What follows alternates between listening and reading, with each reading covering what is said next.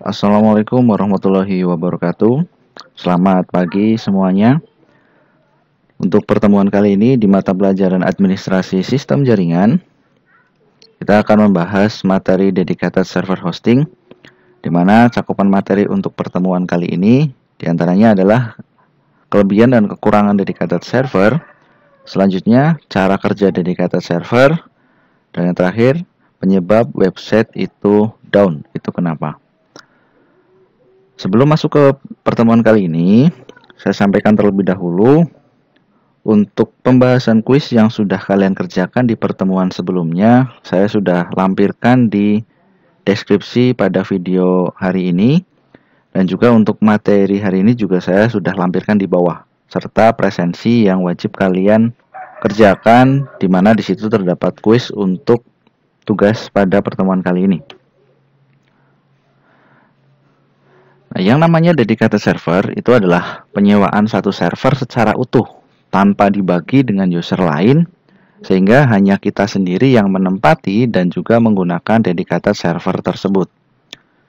Sedangkan yang namanya virtual server itu merupakan layanan yang mirip dengan dedicated server, namun tidak memiliki fisik server, karena itu dibangun menggunakan teknologi virtual dari dedicated server. Sama saja kalau dedicated server itu merupakan satu buah server penuh secara fisik bisa kita lihat, sedangkan yang namanya virtual server, komputer server yang berada di dalam server, di mana di situ menggunakan software untuk membagi dan membuat virtual server tersebut. Seperti halnya ketika kita praktikum menggunakan VirtualBox.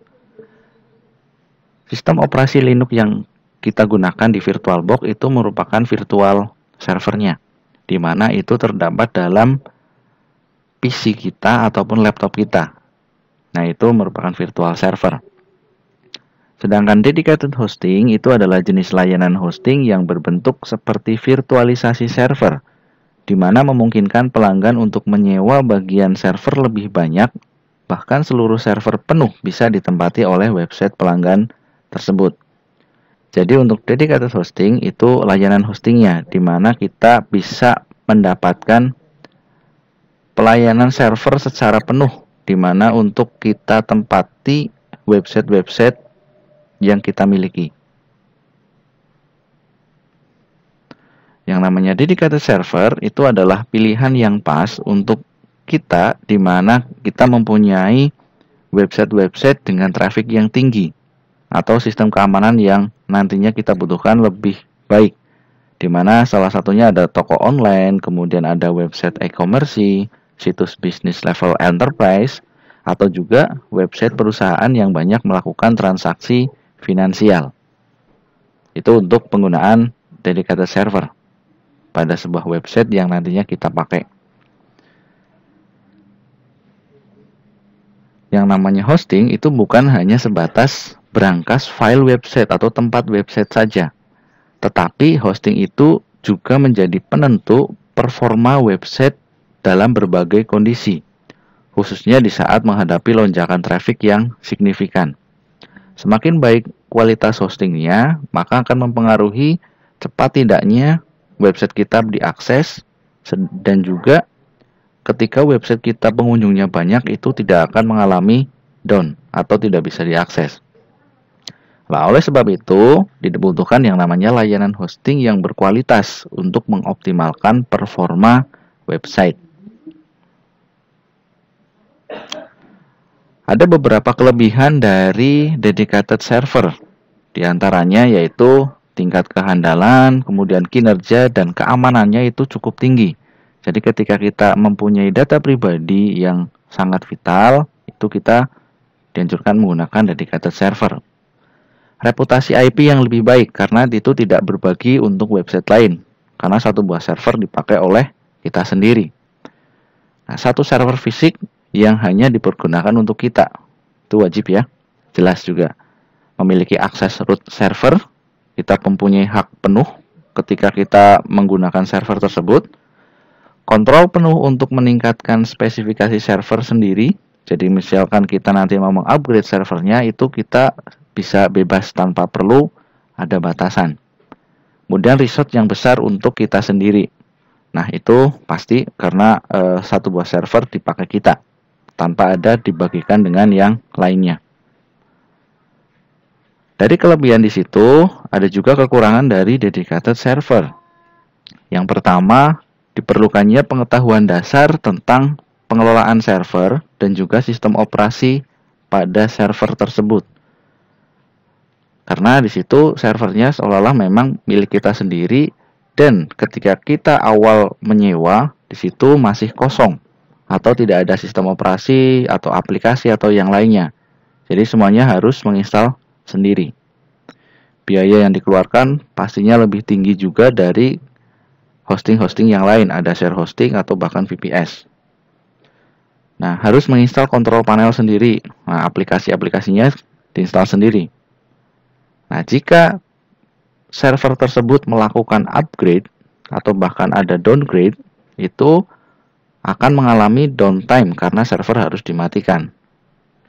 Jadi, sama saja ketika kita ada laptop itu akan di-upgrade sistem operasinya, maka yang namanya Microsoft Word, PowerPoint, atau misalkan kita mau browsing itu otomatis kita tidak akan bisa melakukan itu.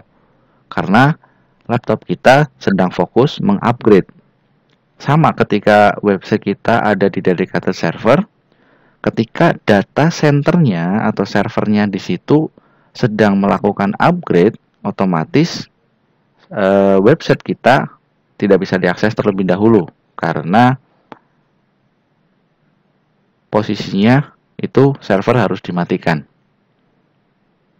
Ya, itu kekurangan dari dedicated server. Dengan menempatkan website di dedicated server, itu kemungkinan menghadapi masalah yang berkaitan dengan offline atau downtime itu akan berkurang drastis. Nah, di sini maksudnya berbeda dengan yang sebelumnya. Kalau yang sebelumnya di sini itu adalah kondisi server, atau kalau misalkan servernya sedang upgrade itu otomatis websitenya down.